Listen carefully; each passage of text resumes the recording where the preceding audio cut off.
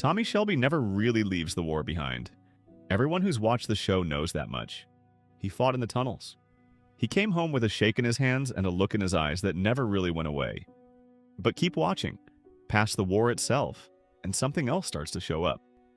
Every time peace becomes possible for Tommy, he's already halfway toward something else. Not because trouble finds him, but because he goes and finds it. He beats Sabini. Small Heath is his. Within a season, he's going after Alfie Solomons over territory he doesn't even need. He wins the seat in Parliament. Legitimate, respected. The whole point of everything he'd been building toward. Within months, he's fighting a war against the fascists that nobody asked him to fight. So here's the question. What if peace is the one thing Tommy can't survive? The easy answer is that Tommy's ambitious. Always has been. He wants money. He wants power. He wants the Shelby name to mean something other than trouble. That explains a lot early on. The betting shop, the guns, the deal with the Italians, then the war against them. Every move looks like a guy climbing, and for a while that's exactly what it is. But climbing has a top, and Tommy gets there. The business goes legitimate. The manor, the title, a seat in government, there's nothing left on the list. Think about what most people do once they've climbed that far. They protect it. They get careful.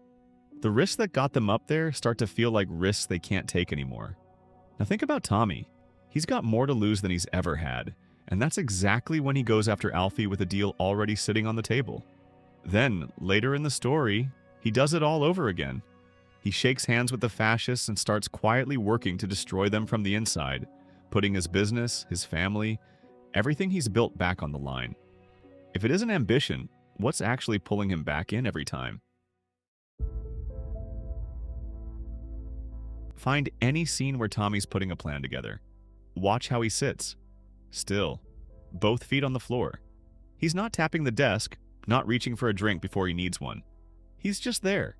He talks less in those scenes too. But when he says something, it means something. Nothing wasted, nothing hedged. Now find a scene where nothing's really happening.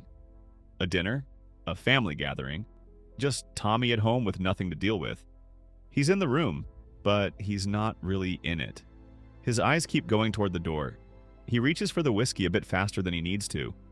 Someone asks him something and he answers half a second late. Like part of him is still somewhere else.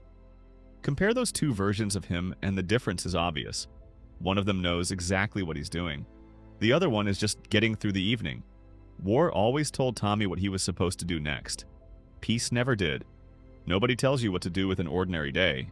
There's nothing to measure yourself against. No way to know day to day if you're doing it right. So if peace is what Tommy supposedly wants more than anything, why does he seem the least like himself the moment he actually has it?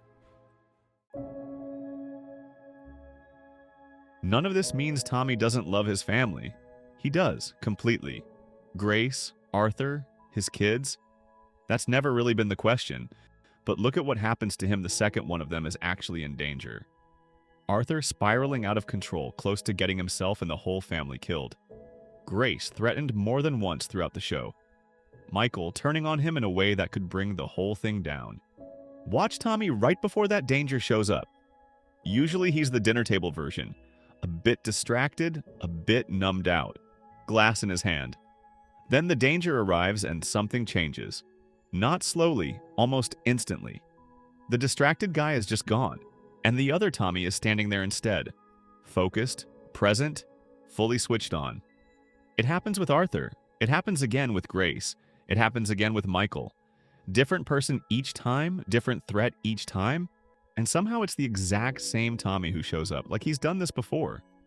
Because he has. And that's the strange part. Loving them explains why Tommy protects them. But it doesn't explain why he's so different when they need him. Because if being needed brings out the most certain version of Tommy, what happens when nobody needs anything from him? This isn't Tommy choosing danger over an easy life. He's not weighing up the two and choosing the more exciting one. It's more like he stops looking like himself the second the danger's gone. War never really became something Tommy wanted. It became the place where Tommy recognizes himself. Not because he enjoys the fighting, because inside it, for once, he knows exactly who he is and exactly what he's supposed to do next. Peace doesn't scare him. Peace just doesn't tell him anything. No enemy to read, no plan to build, nothing to check himself against. Look at Michael and the company once Tommy's gone legitimate. There's no army coming for him. No one's trying to take his life. Michael just wants a say in where the company goes next, and Tommy treats it like a fight for control.